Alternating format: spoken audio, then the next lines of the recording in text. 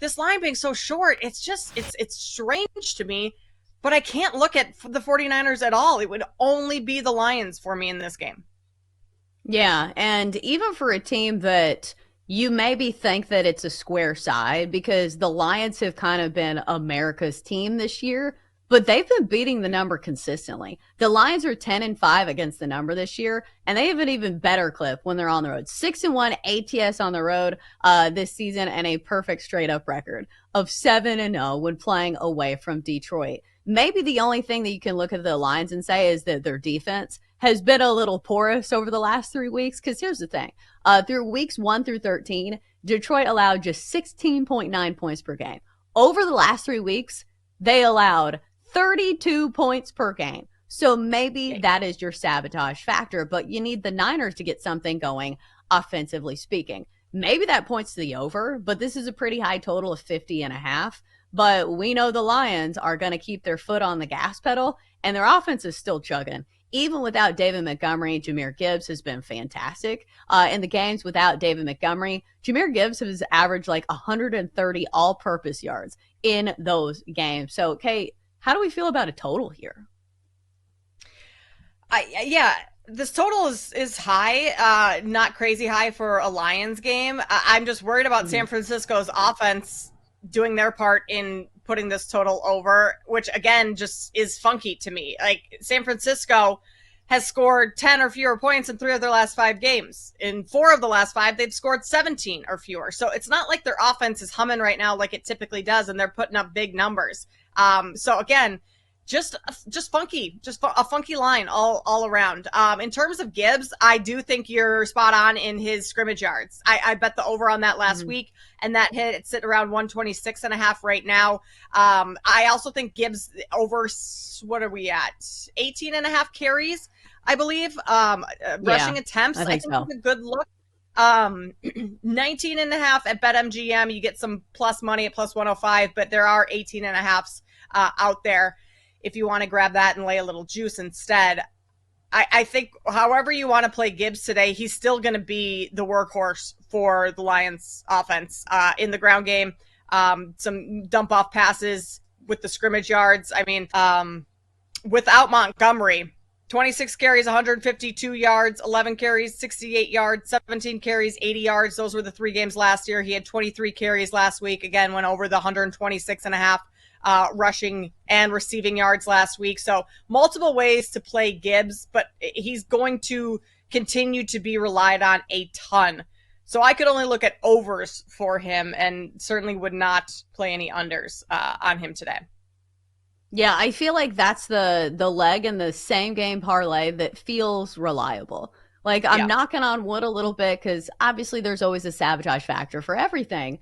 But Kate, I'm going to run a couple same game parlays past you. These are the ones that I made in the checkout line at Publix before I forgot. All right, so some of these hinge on the Lions winning the game, and maybe that's the sabotage factor. I don't know. This line seems fishy to me, but the Lions to win, just Lions money line, and Jahmyr Gibbs to score a touchdown, plus 104. Yay or nay, Kate? Yay. Yeah, that's fine. I mean, how many times did we see David Montgomery? They get close to the goal line and they punched it in with him. Well, you don't have Montgomery now, so Gibbs is your option there. Yeah. That's a yay. Yeah, and right. And in the 4 games without Montgomery, Gibbs have scored a touchdown 3 times. Especially when you have a total of 50.5. I do think there's going to be a lot of touchdowns in this game. So we need the Lions to win, obviously. And I think that's going to be a linchpin for my same game parlays. Because here's the other one. I understand that touchdown bets are not always as easy as they seem. A guy can have a great game on the ground, and then he gets tackled at the 1, and then they have to throw it for some reason. So how about this? It's a little juicy, but I think it hits. The Lions money line, Jahmyr Gibbs, 60-plus rushing yards. I understand that these are super square. I don't care. Miss me with that nonsense. It's only square if it doesn't hit. So, Kate, minus 145 for Lions on the money line, and Jahmyr Gibbs 60-plus. How does this not hit? I don't know. It's that we have it wrong that the Lions are going to win. Honestly, the only way that doesn't hit is Jahmyr Gibbs gets injured early on in the game and goes out. That's how I see that. Otherwise, I don't know. I think that's it's a funky line. I don't like it, Chelsa. but I don't think there's any way that loses. I really don't. Yeah. I think that I have to play it. Or, like I've told you, I've already played it. Played on the checkout line. But as far as props go, I think sometimes it is a good exercise to look at the quote unquote losing side for receivers. It's just for the Niners, it's been hard to trust some of these players because, like, do you really want to trust Debo?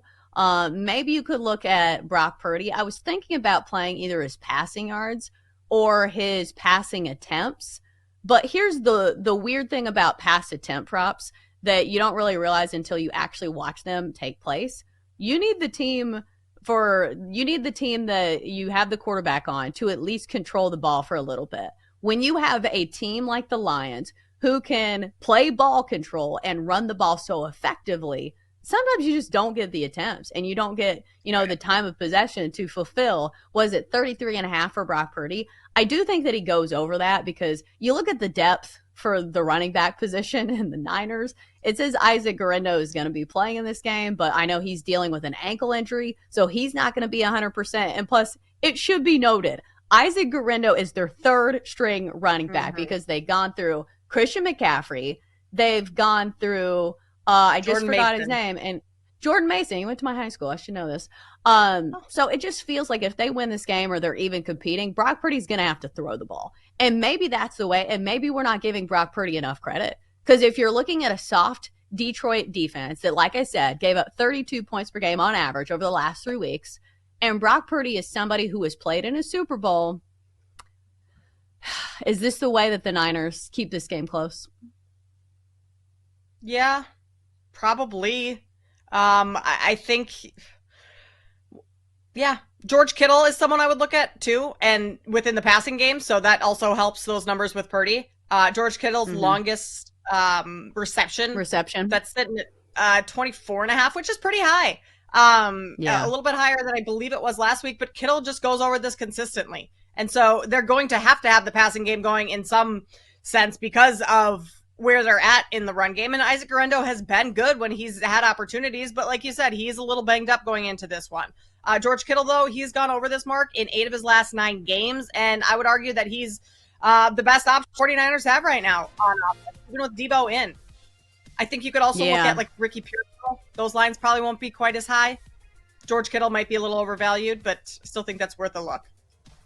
I do think the Niners are going to have to throw the ball. And matchup-wise, the Lions are one of those teams giving up the most receiving yards to opposing receivers.